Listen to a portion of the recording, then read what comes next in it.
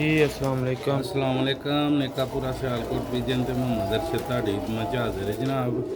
ਤੇ ਅੱਜ ਤੁਹਾਨੂੰ ਅਲੀ ਵਾਲੇ ਪੱਠੀਆਂ ਦਾ ਸ਼ੌਕ ਕਰਵਾਉਂਦੇ ਆ। ਉਮੀਦ ਹੈ ਕਿ ਪਸੰਦ ਆਉਂਦੀਆਂ।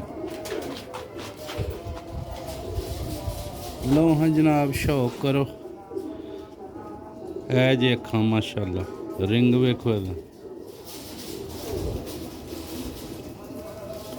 ਛੱਡ ਕੇ ਵੀ ਮੁਕੰਮਲ ਸ਼ੌਕ ਕਰਵਾਵਾਂਗੇ। ਤੇ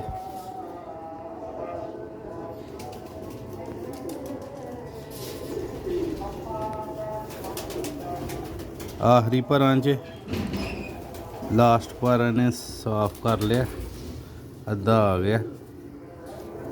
ਸਿਆਲਕੋਟੀ ਅਲੀ ਅਲੀ ਮਾਦੀ। ਇਹ ਗਾੜੇ ਹੁੰਦੇ ਨੇ ਬਾਅਦ 'ਚੋਂ, ਕਿਉਂਕਿ ਇਹਨਾਂ 'ਚ ਨਾ ਰਾਮਪੁਰੀ ਭਾਰੇ ਤੇ ਨਾ ਧੁਮਾ ਭਾਰੇ।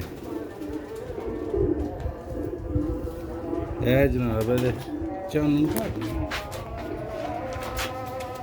ਇਹਦੇ ਪੰਜੇ ਜੇ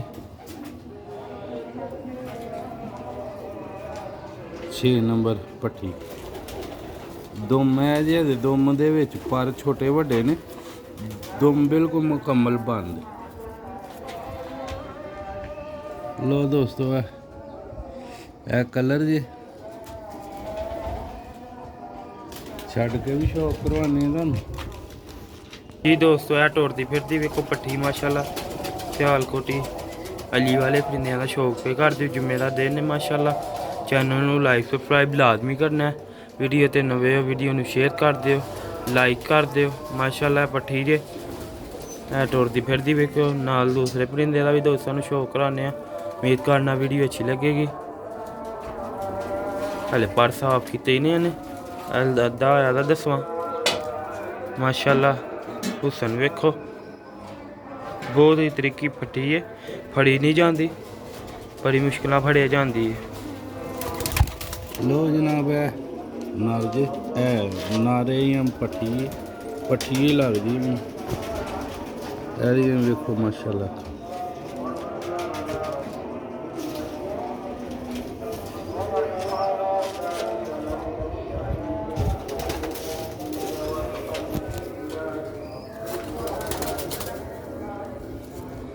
है पंजे जी दोस्तों,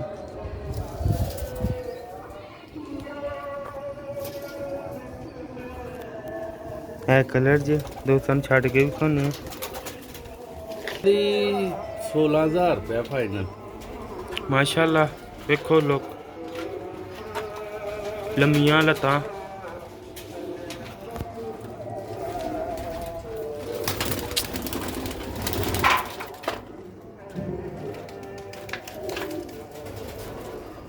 सियालकोटी अली वाले परिंदे जरा उस खाने दियां ने ना तंग कर दी दोवें।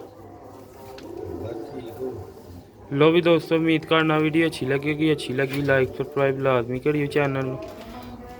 जिस भरा दोस्त नूं चाहिए कीमत भी दस छड़ी, जल्दी रबता करना। अस्सलाम वालेकुम।